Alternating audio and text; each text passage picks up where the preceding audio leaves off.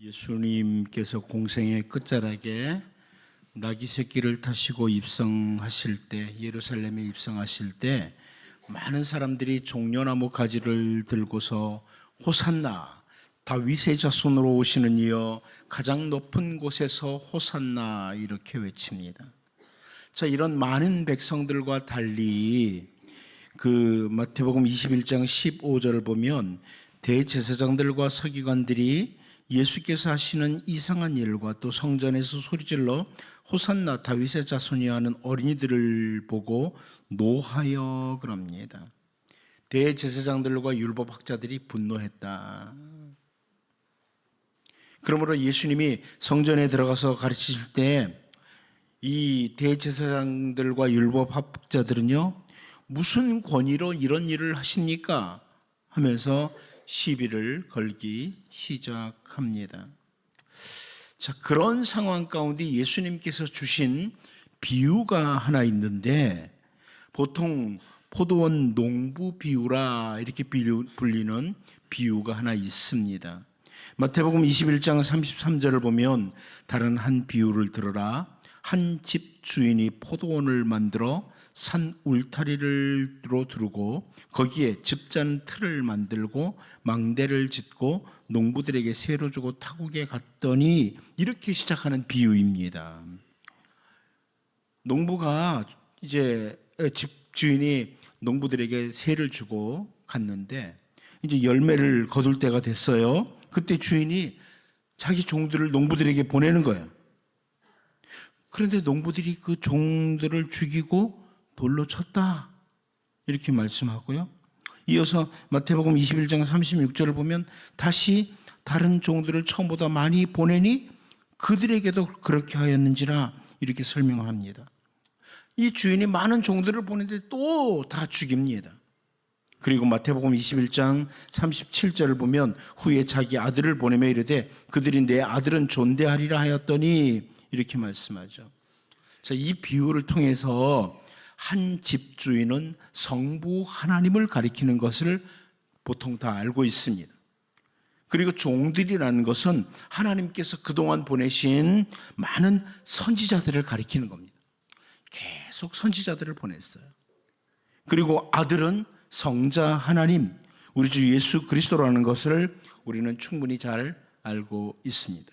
그런데 이 비유에서 우리가 주목해서 보고 싶은 표현이 뭐냐면, 예수님이 계속해서 사용하시는 표현이 바로 보내다는 단어예요. 보낸다. 꾸준히 보내시는 하나님, 하나님의 귀한 종들을 보내시는 하나님, 그리고 마침내 아들을 보내시는 하나님, 이게 바로 이 비유에서 잘 드러나는 내용입니다. 이 동일한 보낸다, 아포스텔로라는 이 단어가 오늘 본문 17절에 사용되고 있어요. 보낸다, 보낸다, 이 표현이 오늘 본문 17절에 나옵니다. 이스라엘을 건지시기 위해서 모세를 보내신 하나님, 선지자 이사야나 예레미야를 비롯해서 유명하거나 무명한 수많은 선지자들을 보내신 하나님, 그 하나님께서 모노게네스, 독생자 아들을 세상에 보내셨다. 이게 오늘 본문 말씀입니다. 그렇게 선지자들을 보내셨던 하나님이 독생자를 보내셨다. 이제 오늘 본문을 같이 살펴보면서 세상에 아들을 보내신 하나님, 그리고 우리들, 이 부분을 같이 살펴보면서 하나님의 백성으로서 우리가 든든히 세워지는 이런 은혜가 있기를 바랍니다. 첫 번째로 적극적인 하나님의 계획과 목적을 우리가 봅니다. 적극적인 하나님의 계획과 목적이라. 우리 본문 17절을 다시 한번 읽어보도록 하겠습니다. 봅니다. 시작. 하나님이 그 아들을 세상에 보내신 것은 세상을 심판하려 하심이 아니요 그로 말미암아 세상이 구원을 받게 하려 하심이라. 여러분, 이 개정개혁 성경에 반복해서 나오는 게 하심이라는 표현이에요. 심판하려 하심이 아니요 또 구원을 받게 하려 하심이라. 이 하심이라는 이 표현이 두 번 반복해서 나오는데요, 사실 헬라어 성경어로 보면 정확히 드러나는 단어인데 히나라고 하는 단어예요. 뭐뭐를 위하여, 이런 의미예요. 뭐뭐를 위하여. 한마디로 하나님께서 그 아들을 세상에 보내신 계획과 목적이 무엇인지를 설명하기 위해서 이 표현을 반복해서 사용해 주고 있는 거예요. 하나님이 왜 독생자를, 왜 아들을 세상에 보내셨느냐, 그 목적, 계획과 목적이 무엇인지를 잘 보여주려고 이 희나, 하심, 뭐뭐를 위하여 이렇게 설명을 해줍니다. 하나님께서 이 세상을 심판하시는 방법 아주 다양합니다. 세상을 심판하시려고 하면 정말 다양한 방법으로 심판하실 수 있죠. 우리가 잘 알다시피 죄악이 세상에 가득 찼을 때 인간들의 계획이 항상 악함을 보신 하나님께서 물로 세상을 심판하셨습니다. 노아 때입니다. 물로 세상을 심판하셨어요. 그런데 홍수 심판 후에 하나님께서 노아에게 창세기 9장 11절에서 이렇게 말씀하세요. 내가 너희와 언약을 세우리니 다시는 모든 생물을 홍수로 멸하지 아니할 것이라. 땅을 멸할 홍수가 다시 있지 아니하리라. 그러니까 완전히 세상을 뒤엎을 만한 이런 홍수는 이제 없다. 분명히 홍수로 인해서 온 세상을 심판하시지는 않으실 것이라고 말씀해 주셨어요. 하지만 하나님께서 이 세상을 심판하시는 방법은 아주 다양합니다. 세상을 심판하시는 방법이 참 다양해요. 그런데 오늘 본문 말씀을 보면 그 아들 모노게네스, 그 독생자 아들을 보내신 것은 세상을 심판하려고 하심이 아니다. 그것이 목적이 아니다. 아주 분명히 말씀해 주죠. 하나님께서 그 아들을 세상에 보내신 것, 이 땅에 아기 예수님으로 초림하도록 하신 것은 하나님의 계획과 목적으로 인해서 아기 예수로 이 땅에 예수님이 오셨는데, 그 계획과 목적이 뭐냐? 세상이 구원을 받게 하기 위해서다. 이렇게 말씀해 주고 있어요. 분명한 목적이죠. 여러분, 우리 주 예수님이 아기 예수로 이 땅에 오실 때, 약 2000년 전에 오실 때 그 예수님이 오신 것은 세상을 심판하기 위해서 오신 게 아니에요. 바로 구원하시기 위해서 오셨다. 그러기에 우리가 오늘 그 구원의 반열에 들어가 있는 겁니다. 아브라함과 그 후손을 선택하셔서 세굴라로, 하나님 나라의 그 세굴라, 특별한 보석과 같은 존재로 제사장 나라로 삼으시면서 세상이 하나님께로 돌아오도록 계획을 하시고 선지자들을 보내시고 또 보내신 하나님께서 이제 여전히 죄의 길, 악한 길에서 벗어나지 못하고 있는 세상을 위해서 아주 적극적인 계획과 목적을 가지시고 아들 모노게네스, 그 아들을 세상에 보내신 것입니다. 그 말씀이에요. 우리가 잘 알다시피 디모데전서 2장 4절을 보면 하나님은 모든 사람이 구원을 받으며 진리를 아는 데 이르기를 원하시느니라, 이렇게 설명해 줍니다. 그 아들을 세상에 보내신 하나님의 기대를 보여주고 있어요. 하나님의 기대가 뭐냐? 아들을 보내시면서 온 세상이 구원받기를 기대하신다, 원하신다는 겁니다. 이 세상이 죄와 멸망의 자리에서 벗어나서 구원을 받는 것에 대해서 하나님은 우리가 생각하는 것보다 훨씬 더 적극적이시라, 이것을 보여줍니다. 여러분, 하나님은 우리가 구원받는 일에 우리가 생각하는 것보다 더 적극적이십니다. 어느 정도 적극적이신가 하면 아들을 보내시기까지 적극적이시다. 이것을 본문에서 보여주셔요. 단순히 여러 선지자들을 보내시는 정도가 아니라 삼위일체 하나님의 제2위이신 성자 하나님을 세상에 보내시면서까지 우리를 구원하시는 일에 적극적이시다. 이 하나님의 적극적인 계획과 목적을 알게 된 사도 바울이나 신앙의 선진들은요, 이것은 생명보다 귀중하다, 이렇게 고백을 했죠. 여러분, 그 대표적인 고백을 우리가 잘 압니다. 사도행전 20장 24절입니다. 바울이 이렇게 표현하죠. 내가 달려갈 길과 주 예수께 받은 사명 곧 하나님의 은혜의 복음을 증언하는 일을 마치려 하면은 나의 생명조차 조금도 귀한 것으로 여기지 아니하노라. 하나님의 적극성을 알았던 거예요. 우리를 구원하시고자 하는 하나님의 적극적인 계획과 목적을 알았기에 이렇게 신앙의 선진들은 고백을 했습니다. 그 하나님의 적극적인 계획과 목적에 의해서 오늘 우리들이 참된 생명을 얻은 주님의 백성이 된 것이고 하나님의 풍성한 은혜의 영역 아래 살게 된 것입니다. 여러분, 우리가 이 하나님의 적극적인 계획과 목적을 우리도 확인하면서 이 땅에 예수님이 왜 오셨는지, 또 특별히 우리가 곧 성탄절을 앞에 두고 있는데 왜 이 땅에 아기 예수님으로 예수님이 오셨는지 이것을 기억하고 참된 생명을 얻은 자로서 더욱 신실하게 살아가는 복 있는 주의 백성들이 될 수 있기를 바랍니다. 두 번째로 우리가 오늘 본문에서 볼 수 있는 것은 시므온의 예언과 같이라는 겁니다. 시므온의 예언과 같이. 우리 본문 18절을 다시 한번 읽어보도록 하겠습니다. 같이 봅니다. 시작. 그를 믿는 자는 심판을 받지 아니하는 것이요 믿지 아니하는 자는 하나님의 독생자의 이름을 믿지 아니하므로 벌써 심판을 받은 것이니라. 자, 이 세상에 존재하는 모든 사람들과 심판에 대해서 설명해 주고 있는데요. 예수님을 믿는 자와 믿지 아니하는 자, 하나님의 독생자를 믿는 자와 믿지 않는 자, 이렇게 둘로 구분하고 있습니다. 여기 가만히 보면 딱 둘로 구분돼요. 예수님을 믿는 자, 믿지 않는 자. 하나님의 아들 예수님을 믿는 자와 믿지 않는 자, 이렇게 둘로 구분이 됩니다. 한마디로 세상에 존재하는 모든 사람들을 다른 어떤 것으로 하나님은 구분하시는 것이 아니라 예수님을 믿는 자냐 믿지 않는 자냐 이걸로 구분을 합니다. 이 세상 사람들은 다양한 조건을 가지고 사람들을 나누죠.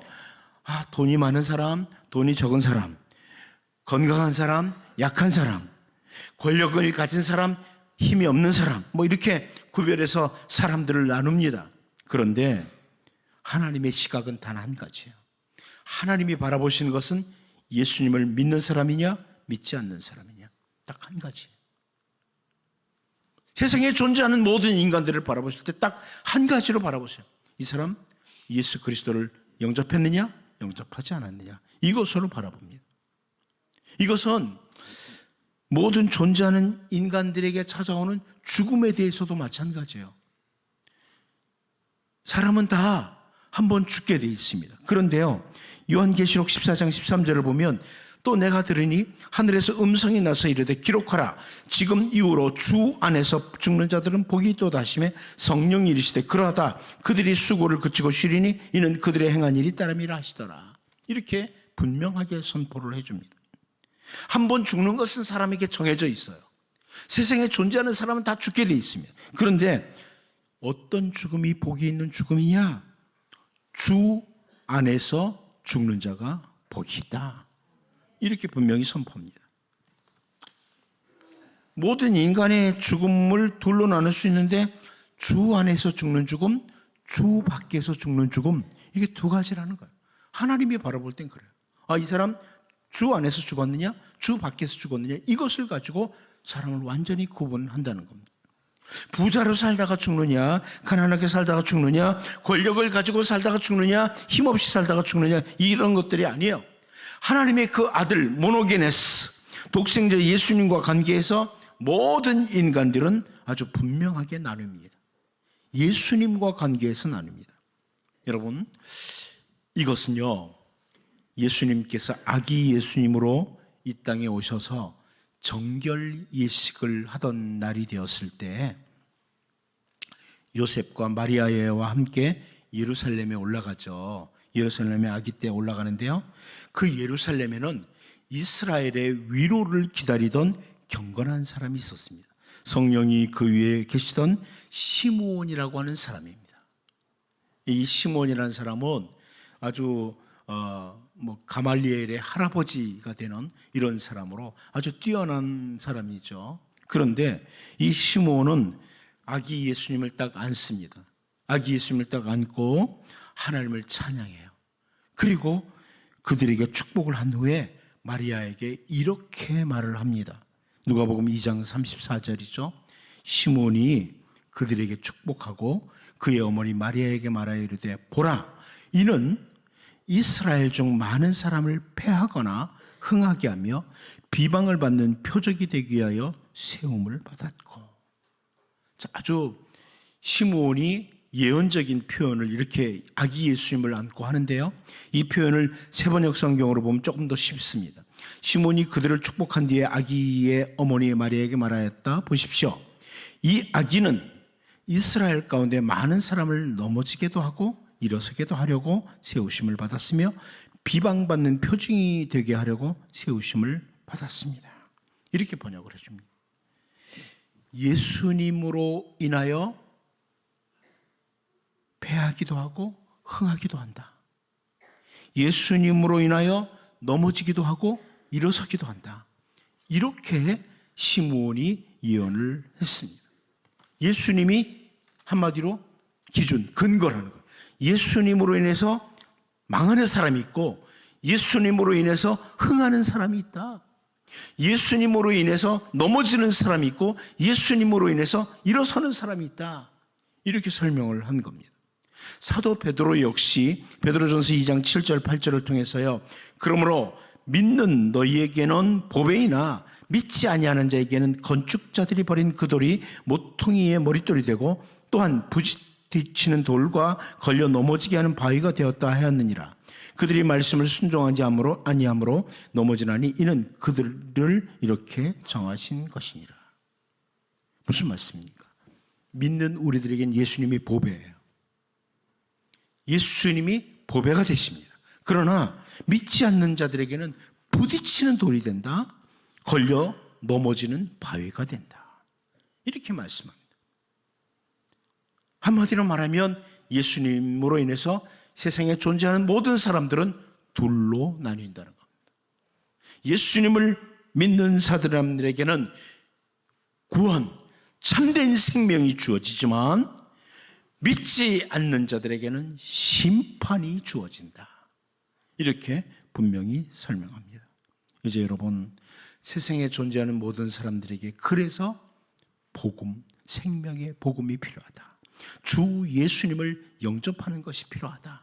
이것을 기억하고 우리는 더욱 예수님을 단단히 붙잡고 예수님을 전하며 살아가는 이런 복 있는 주의 백성들로 살 수 있기를 바랍니다. 마지막 한 가지 더 봅니다. 우리는 오늘 본문에서 이미 판결을 받은 자들을 보게 됩니다.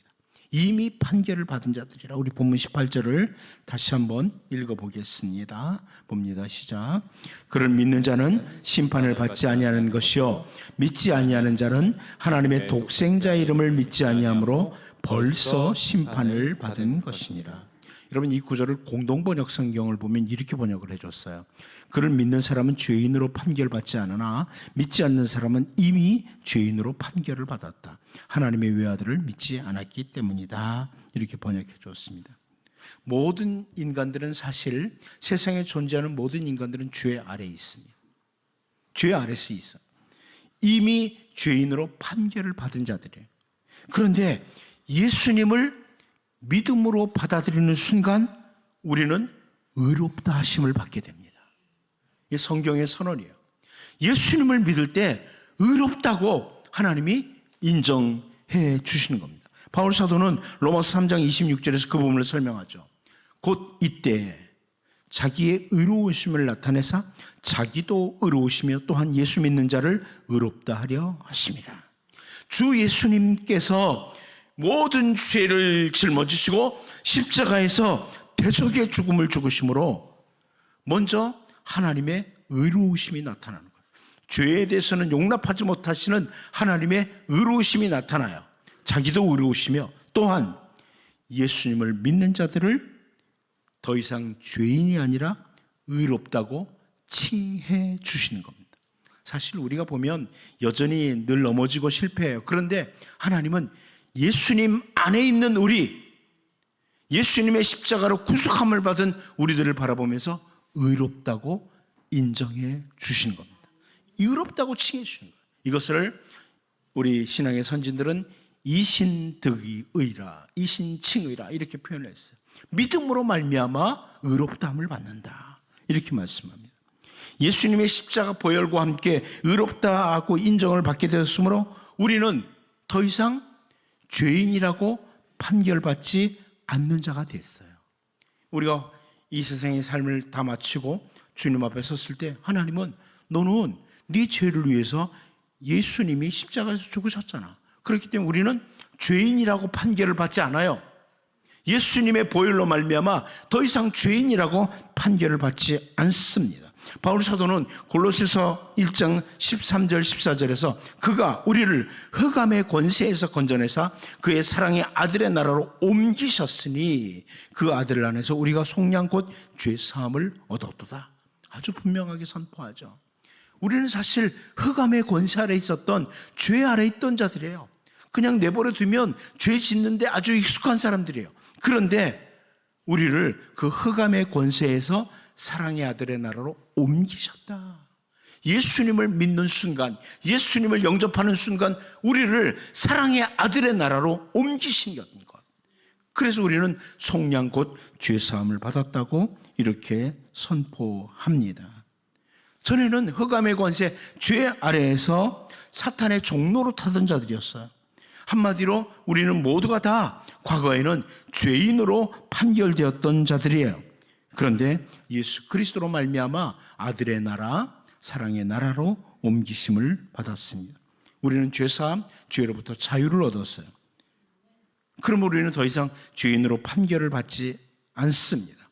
하지만 예수님을 영접하지 않은 자들은 그냥 그대로 죄인으로 판결받은 자로 이미 남아있는 거예요. 이미 남아있다. 이미 죄인으로 판결받았다. 이 말씀을 하는 거죠. 바울 사도는 로마서 6장 6절 7절에서요. 예수님 안에 있는 우리에 대해서 자세히 설명을 해줘요. 우리가 알거니와 우리의 옛사람이 예수와 함께 십자가에 못 박힌 것은 죄의 몸이 죽어 다시는 우리가 죄에게 종로로 타지 아니하려 함이니 이는 죽은 자가 죄에서 벗어나 의롭다 하심을 얻었습니다. 우리의 모습을 너무나 잘 그려내고 있습니다. 죄에서 벗어나서 의롭다 하심을 얻은 자가 되었으므로 우리는 결코 죄인이라고 판결받지 않습니다. 하지만 주 예수님을 믿지 않는 자들은 이 은혜를 받지를 못한 거예요. 이 은혜를 누릴 수가 없는 거예요. 그러므로 그냥 여전히 죄인이에요. 원래 죄인인 상태로 여전히 죄인이라 그래서 이미 판결받은 자들이다. 이렇게 오늘 본문에 설명하는 겁니다. 여러분, 예수님을 영접하지 않으므로 이미 죄인으로 판결을 받은 자들과 달리 우리는 사실 아무것도 한 게 없어요. 예수님을 믿는 그 순간에 우리는 의롭다고 하나님의 자녀라고 이렇게 하나님이 받아들여 주시니 정말 감사하면서 더욱 의를 추구하며 살아가는 이런 신실한 주님의 백성으로 살 수 있기를 바랍니다. 기도합니다. 하나님 아버지, 하나님의 적극적인 계획과 목적을 가지고 이 땅에 아기 예수님을 보내주심으로 우리로 하여금 참된 생명을 얻도록 인도하신 하나님, 그 하나님의 기대를 기억하며 살게 하시고 우리가 이 세상에 존재하는 모든 사람들이 믿는 자와 믿지 않는 자로 구분된다는 것, 하나님의 시각으로는 예수님을 중심으로 구분된다는 것을 분명히 기억하고 더욱 예수님 안에서 예수님 단단히 붙잡고 예수님을 전하며 살게 도와주시고 이미 죄인으로 판결받은 자들과 달리 의롭다함을 얻었사오니 이제 의롭다함을 받은 주님의 백성으로 더욱 의를 추구하며 살아가는 신실한 주님의 자녀들 되게 하여 주옵소서. 예수님의 이름으로 기도하옵나이다. 아멘.